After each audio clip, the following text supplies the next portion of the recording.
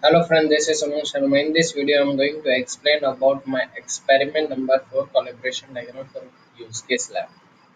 So first, before going, we need to understand what is my objective. So collaboration diagram, like the other behavior diagram, collaboration diagram model the interaction between the objects. So this is also we are going for making interaction for my object. This type of diagram is a cross between an object diagram and the sequence diagram. Unlike the sequence diagram, which models the interaction in a column and row type format, the collaboration diagram use the free form agreement of object. This is make to easier to see an interaction involving a particular object in order to maintain the ordering message.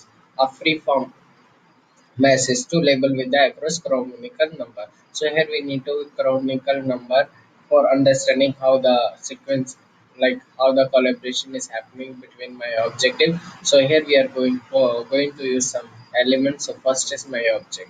Object are the instance of class and are one of the entity in the pictorial representation of the diagram is a class a rectangle. So for that we need to make a rectangle with the name prefilled by the object option and the semicolon. And we have an actor here.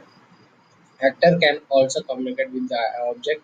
So they can be listened to collaboration diagram and actor is modeling using the ubiquitous symbol stick figure. Then we have a message, then we need to send a message with some number. So message model as horizontal arrow between object and label with the ordering number indicate the communication between the objects. So this is communication number we need to give. So we have a I use for this one my e-commerce website. I will show you my experiment. So algorithm identify the we need to identify the all the object in the system. We need to make the link of the object and we need to transfer the message between the object. We need to identify that thing and represent the message by the number based on the activity by each object. And last we can go for collaboration diagram. So this is for my e-commerce website. I make it. So here first we need to add select change quantity and user can do any operation. So this is my first sequence. After product selection we need to add to our shopping cart, that is our add selection. And if some updation will come we need to update, because if we change quantity or remove, that time update query will come.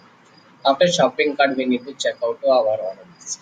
After that, we need to exchange, approve, change deny, other report. We need to report to our users. So this is the collaboration diagram with the sequence number is our objective and how operation is working with the canonical form.